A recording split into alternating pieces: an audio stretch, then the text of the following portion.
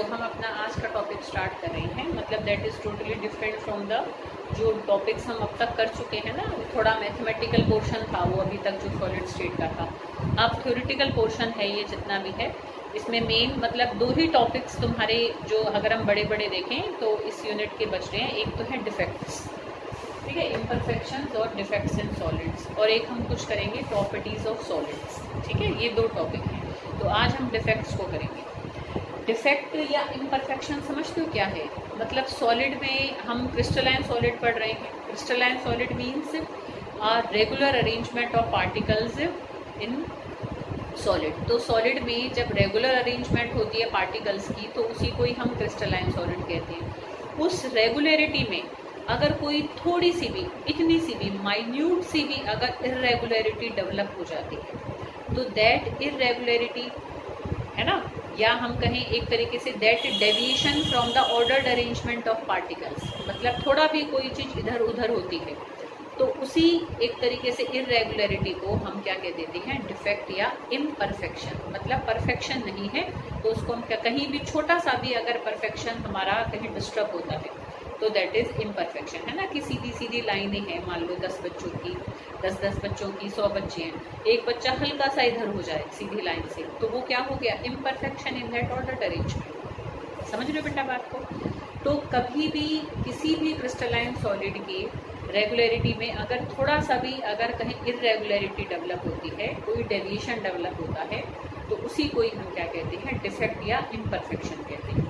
तो डिफेक्ट्स को हम दो ब्रॉड कैटेगरीज में बांटते हैं। फर्स्ट है इलेक्ट्रॉनिक डिफेक्ट्स,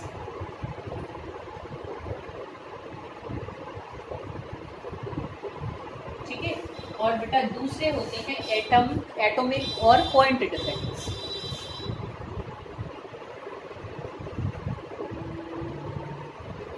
एटॉमिक और पॉइंट डिफेक्ट्स, ठीक है बेटा।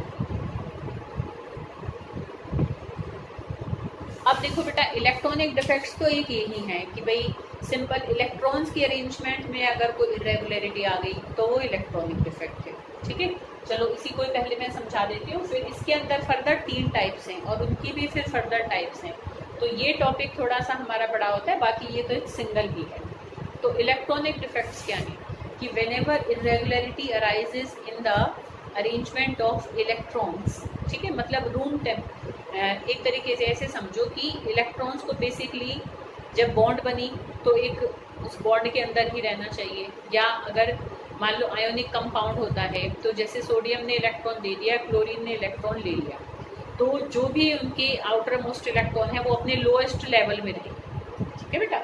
जैसे कि भाई मान लो उसमें क्या कहते हैं, चाहे पोटेशियम है, सॉरी चाहे सोडियम है, चाहे क्लोरीन है, दोनों का ही जो लास्ट लेवल होता है वो थर्ड एनर्जी लेवल होता है ना, थर्ड शेल होता है जिसमें इलेक्ट्रॉन होते हैं। अब मान लो इलेक्ट्रॉन कूद के ऊपर के शेल में चले जाएं तो वो भी क्या है? इरेगुलरिटी है। मान लो कोई हमारे पास मेटल का क्रिस्टल है, जैसे सिलिकॉन का क्रिस्टल है, तो वो कोवेलेंट बॉन्ड में इलेक्ट्रॉन शेयर्ड है, बॉन्ड छोड़कर इलेक्ट्रॉन इधर उधर निकलने लग जाए तो वो भी इरेगुलरिटी है, ठीक है। तो इस तरीके की होती है। तो ये मैंने थोड़ा ऐसे समझाया। अब मैं प्रॉपर बताती हूँ कि इलेक्ट्रॉनिक डिफेक्ट्स क्या होते हैं। तो देखो, हम इलेक्ट्रॉनिक डिफेक्ट एक कोवेलेंट क्रिस्टल में भी देखें और एक आयोनिक क्रिस्टल में भी देखें, ठीक है। आयोनिक जैसे अभी बताया NaCl, कोवेलेंट हम किसी भी मेटल का ले लो, जैसे सिलिकॉन का ही ले लो, ठीक है बेटा। देखो कोई भी क्रिस्टल है, आइदर आयोनिक और कोवेलेंट, कोई भी मतलब क्रिस्टलाइन सॉलिड है, तो सब में ही बेटा ये देखने को मिला है हमने कि 0 केल्विन से ऊपर, 0 केल्विन समझते हो, very lowest temperature -273 degree centigrade, ठीक है। तो हमने ये पाया है कि कोई भी क्रिस्टलाइन सॉलिड होता है 0 केल्विन से ऊपर टेम्परेचर होते ही उस क्रिस्टल में और कोई डिफेक्ट हो ना हो, इलेक्ट्रॉनिक डिफेक्ट्स तो हो ही जाते हैं।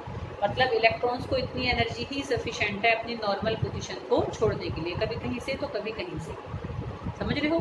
तो नोट्स में जब तुमने इनको नोट डाउन भी किया था तब मैंने मेंशन भी किया था बेटा कि इस वाले पेज पर एक जगह तुम्हें ऐसे ओके पढ़ लोगे, अगर बच्चा अगर समझ के नहीं कर रहा है तो उसको ओके लिखेगा, जबकि वो बेसिकली क्या है? एट 0 केल्विन, है ना, वो 0 केल्विन है।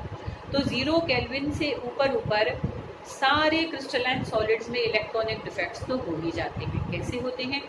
आयोनिक सॉलिड में तो ऐसे होती हैं कि इलेक्ट्रॉन्स अपना जो लोएस्ट लेवल में उनको रहना चाहिए, जंप करके एनर्जी लेकर थोड़े हायर लेवल में चले जाते हैं, फिर नीचे आते हैं, फिर चले जाते हैं। तो ऐसे इलेक्ट्रॉन का जो आना जाना चलता रहता है, जो मूवमेंट इलेक्ट्रॉन की थोड़ी स्टार्ट हो गई, तो क्योंकि इलेक्ट्रॉन ने अपनी जगह तो छोड़ी, तो बस जगह छोड़ते ही डिफेक्ट पैदा हो गए।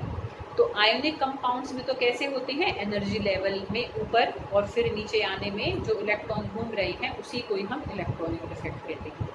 और कोवेलेंट क्रिस्टल्स में कैसे होते हैं, वे कोवेलेंट क्रिस्टल में क्या है, जैसे एक सिलिकॉन है दूसरे सिलिकॉन के साथ देखो ऐसे कोवेलेंट बॉन्ड बनाकर ऐसे सिलिकॉन सिलिकॉन बने हुए हैं। अब मान लो किसी पोर्शन को थोड़ी सी एनर्जी मिली, तो ये इलेक्ट्रॉन अपनी जगह छोड़ जाएगा, जैसी जगह छोड़ेगा ना यहाँ होल बन जाएगा, एक खाली जगह बन जाएगी। अब मान लो यहाँ पर भी क्या है, एक सिलिकॉन एटम ऐसे भी लगा हुआ है। अब जैसे ही यहाँ से इलेक्ट्रॉन गया, ठीक है ना, अब वो इलेक्ट्रॉन क्या करेगा, इस इलेक्ट्रॉन को धक्का दे देगा और ये खुद यहाँ जाएगा। अरे बेटा बात समझ में, ऐसे यहाँ जो होल बना है वो जो इलेक्ट्रॉन था उसने दूसरे को धक्का दिया, तीसरे को दिया, तो ऐसे घूमकर कोई इलेक्ट्रॉन यहाँ जाएगा। तो होल्स की वजह से भी क्या होगा भाई, इलेक्ट्रॉन की कमी भी एक क्या करेगी, एक पॉजिटिव फील्ड क्रिएट करेगी और इलेक्ट्रॉन जो घूम रहे होंगे उनको अपनी तरफ खींचेगी। तो इस तरीके से क्या है, एक दो बॉन्ड में से इलेक्ट्रॉन छूटते ही सारे क्रिस्टल में इलेक्ट्रॉन की मूवमेंट स्टार्ट हो जाती है। इलेक्ट्रॉन जो छूटे हैं उनके कारण भी, होल जो बने हैं उनके कारण भी, समझ रहे हो। तो ऐसे क्रिस्टल्स जिनमें इलेक्ट्रॉनिक डिफेक्ट्स हो जाते हैं, they are actually good conductor of electricity, उनमें उल्टा कंडक्टिविटी उनकी ज़्यादा होती है बजाय कि ऐसे क्रिस्टल में जिसमें कोई इलेक्ट्रॉनिक डिफेक्ट नहीं है। तो कई बार तो ज़बरदस्ती कराते हैं ताकि कंडक्टिविटी बढ़ जाए, अगर हमें कंडक्टिविटी ज़्यादा चाहिए। ठीक है, आ रही बेटा बात समझ में। तो आयोनिक क्रिस्टल में तो एनर्जी लेवल्स में इलेक्ट्रॉन की मूवमेंट के कारण होते हैं, कोवेलेंट क्रिस्टल्स में बॉन्ड छूटने के कारण इलेक्ट्रॉन जो घूमते हैं और जो पीछे होल्स बन जाते हैं, दोनों के ही कारण इलेक्ट्रॉनिक डिफेक्ट्स पैदा होते हैं। तो पहले तो मैंने नोट्स में लिख रखा है कि कैसे बनते हैं, फिर बाद में लास्ट में सिर्फ 2-3 लाइन की इलेक्ट्रॉनिक डिफेक्ट्स की डेफिनेशन लिखी है। तो अगर डेफिनेशन आए तो खाली वही लिखो, कोई एक्सप्लेन करने की ज़रूरत नहीं है।